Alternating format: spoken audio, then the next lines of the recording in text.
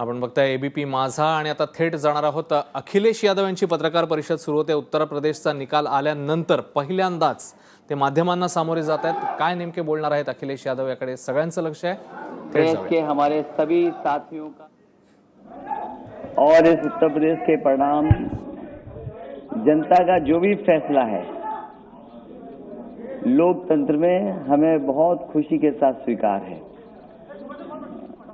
मैं अपनी पार्टी के तमाम कार्यकर्ता नेता जो इस चुनाव के समय पर समाजवादी पार्टी के साथ खड़े रहे, मैं उनका भी धन्यवाद देता हूं।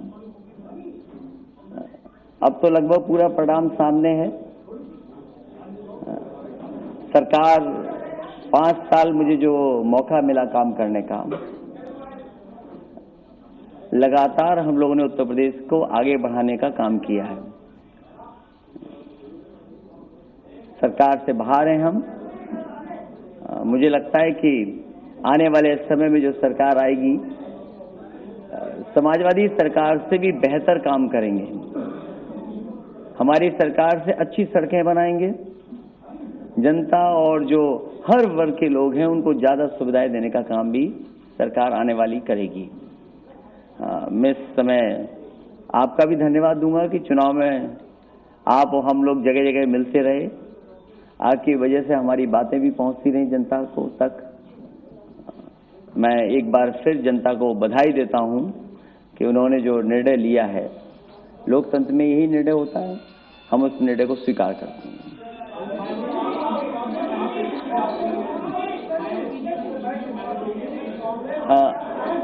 मैं समझता हूं अगर बहुजन समाज पार्टी की नेता ने ईवीएम पर कोई सवाल उठाया है, ईवीएम पर जो सवाल उठाया है, मैं भी जांच करके जानकारी करके क्या हो सकता है उस पर अपनी बात रखूंगा मैं। लेकिन अगर ईवीएम पे कोई सवाल उठाए तो ये सरकार को सोचना चाहिए कि अगर एक पार्टी दूसरी पार्टी भी, मान लीजिए मैं भी सोचूं इस बात को, क्योंकि बूथ की एनालिसिस करूंगा मैं भी, उसके बाद मैं कह पाऊंगा। लेकिन अगर सवाल उठाए ईवीएम पर तो कहीं ना कहीं सरकार को जांच करा लेनी चाहिए। मुझे खुशी इस बात के साथ कि कांग्रेस के साथ गठबंधन रहा, 2 युवा नेता साथ आए और गठबंधन आगे भी रहेगा। मैं समझता हूं जनता इससे भी अच्छा काम चाहती है। अगर हमने एक्सप्रेसवे बनाया है, उनको नहीं पसंद आया एक्सप्रेसवे, वो सोचते हैं एक्सप्रेसवे से बड़ी बुलेट ट्रेन यूपी में आएगी, शायद बुलेट ट्रेन के लिए वोट दिया हो।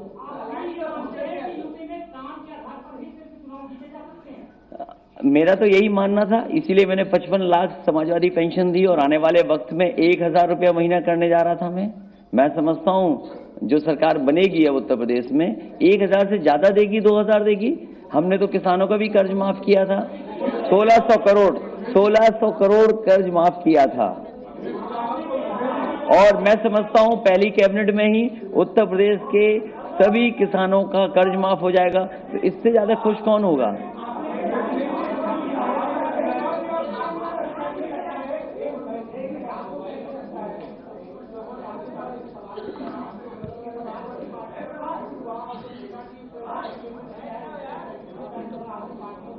मैं उन बातों में नहीं जाना चाहता।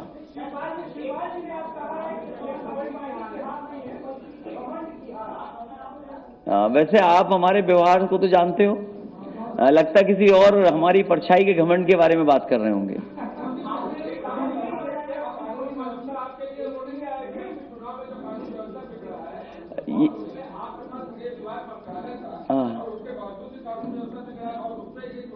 मैंने आपसे भी कहा था, प्रेस से कहा था, पूरे देश के सामने, देश की जब मीडिया आई तो समय मैंने कहा था कि लूट में, डकैती में कम से कम बीजेपी को बताना चाहिए कौन सा प्रदेश सबसे आगे है।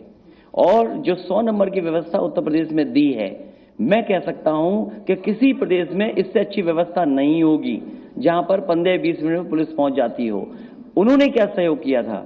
कभी कभी लोकतंत्र में समझाने से वोट नहीं मिलता है, बहकाने से वोट मिलता है। इसलिए मैं समझता हूं पहली कैबिनेट के फैसले के इंतजार करिए कि किसानों के सभी कर्जे माफ हो जाएंगे। अगर प्रधानमंत्री जी ने कहा होगा तो शायद उत्तर प्रदेश के किसानों के साथ साथ देश के किसानों के भी कर्ज माफ होंगे। और फिर एक्सप्रेस वे पसंद नहीं आया तो शायद उत्तर प्रदेश में बुलेट ट्रेन आएगी।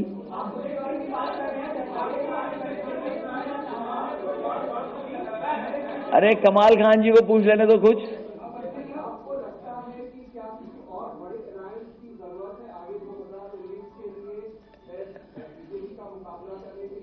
अरे फिलहाल तो जो पहले कैबिनेट के डिसीजन है वो तो आ जाने दो, 2019 अभी दूर है।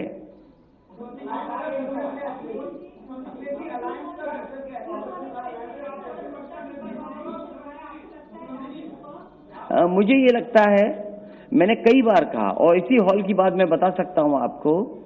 एक कुशीनगर से विकलांग लड़की मुझसे मिलने आई थी और जब मैंने उससे पूछा कि क्या मदद कर सकता हूं मैं, वो कुछ मदद के लिए मेरे पास आई थी और चुनाव का आखिरी समय था क्योंकि आचार संहिता लगने जा रही थी।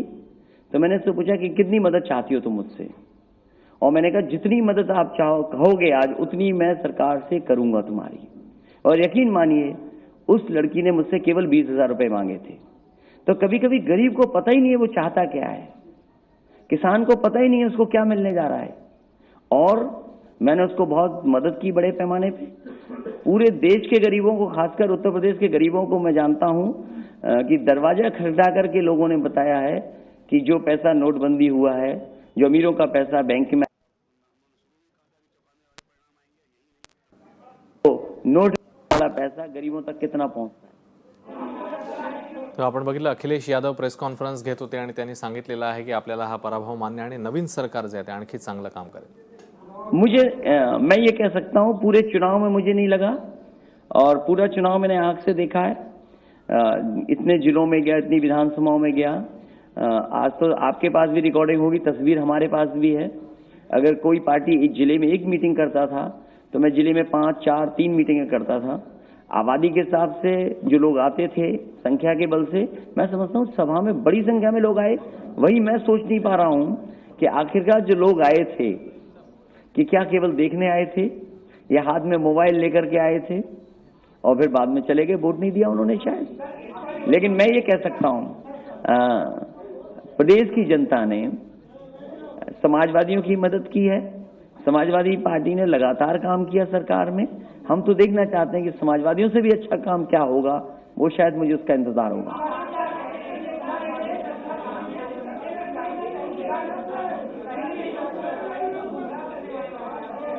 गुमरानी का मैंने बहकाना,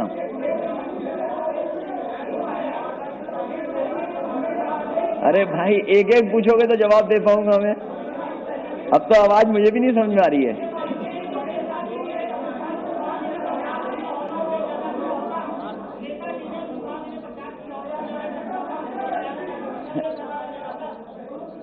पूछिए हरीशट।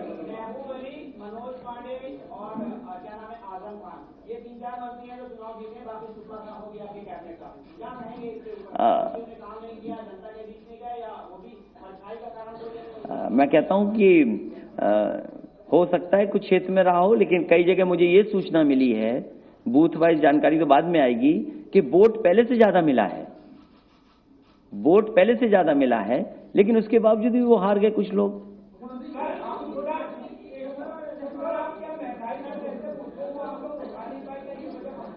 हमने तो बहुत कहा कि सिलेंडर तुम्हें मिला है, लेकिन सिलेंडर महंगा कितना हो गया। धान की कीमत क्या मिली नोटबंदी की वजह से, गेहूं इंपोर्ट हो रहा है, आलू की हालत क्या है, ये तो सब बोले गए। लेकिन जनता, मैं समझता हूं, कुछ और सुनना चाहती रही होगी।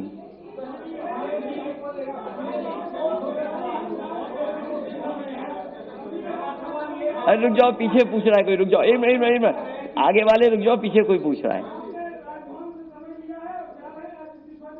मैं तो कहूंगा आपसे बात खत्म हो तो मैं राजभवन जाऊं।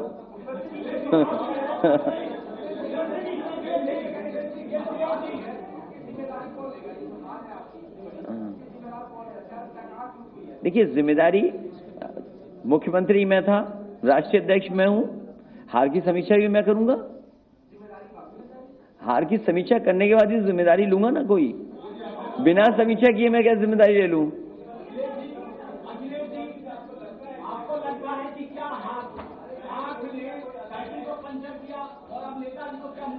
मैं ये कह रहा हूं कि जो हमारी साइकिल थी वो ट्यूबलेस साइकिल थी, उसमें हवा ही नहीं पड़ रही थी। ये देखो ट्यूबलेस साइकिल थी हमारे साथ और अभी रहेगी साइकिल।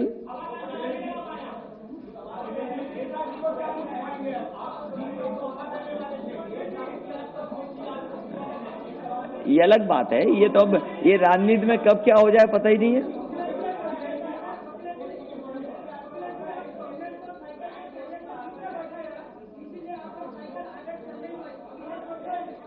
ये कांग्रेस हमारे साथ थी, तुम्हें पता ही नहीं है 2 सीट वाली भी साइकिल आती है।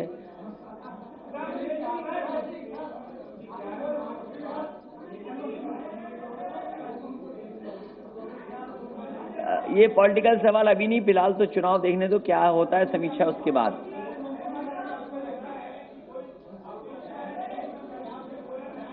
अरे थोड़ा तेज बोलोगे तो आवाज आएगी।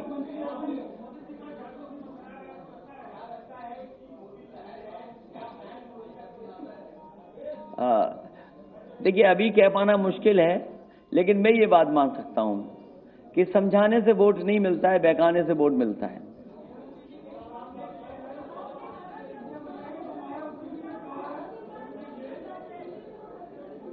काम तो बोलेगा, जब तक कोई हमसे अच्छा नहीं करेगा तब तो काम बोलेगा।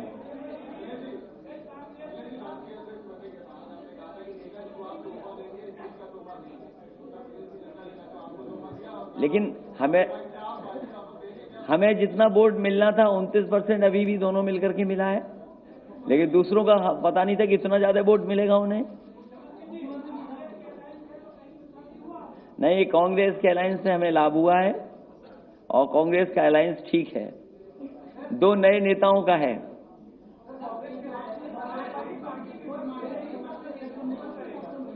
ये अभी कह पाना मुश्किल है, विधायक की बैठक हो जाने दो।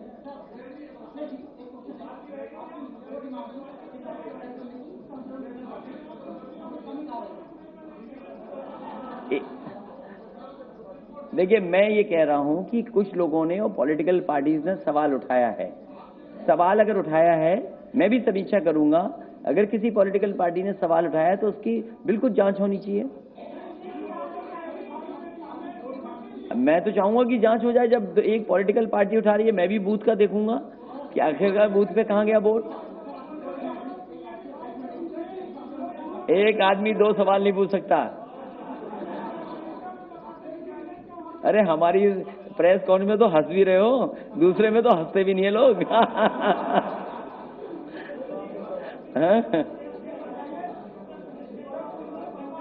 उत्तर प्रदेश के अलावा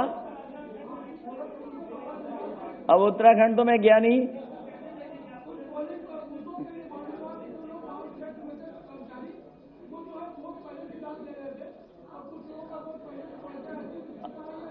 अभी ये कह पाना मुश्किल है, इसको अभी नहीं कह सकते, ये बातें अभी नहीं कह सकते हैं।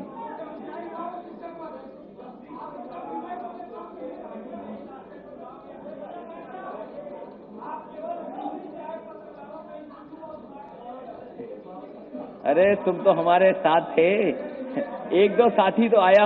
अजय, जो आदमी हेलीकॉप्टर में बैठा हो वो ये सवाल करेगा?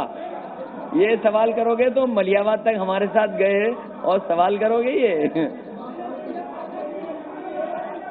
ये सोच रहे हम भूल गए होंगे। अच्छा तुम नहीं थे? अच्छा दूसरा होगा कोई। अच्छा ठीक है। अच्छा कोई बात नहीं, अब अगला चुनाव होगा तो आप साथ रहना।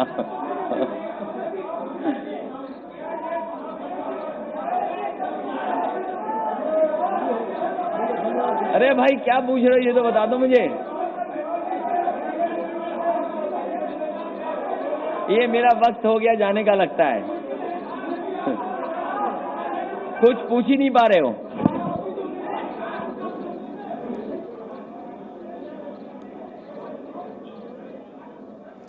तेव्हा यूपीच्या जनतेचा कौल आपल्याला मान्य असल्याचं सांगितलेलं आहे अखिलेश यादव यांनी, आणि त्यासोबतच ईव्हीएम घोटाळा प्रकरणाची चौकशी व्हावी असं जे मायावतींनी मगाशी म्हटलेलं होतं त्याचाच त्यांनी पुनरुच्चार केलेला आहे। आणि त्यासोबतच यूपीतल्या जनतेने बुलेट ट्रेनला मतदान केलेलं असावं असं देखील एक मत त्यांनी यावेळी व्यक्त केलेलं आहे। पराभव तर मान्य केलाय, मात्र काहीसे टोले देखील लगावण्याचा प्रयत्न यावेळी केलेला आहे।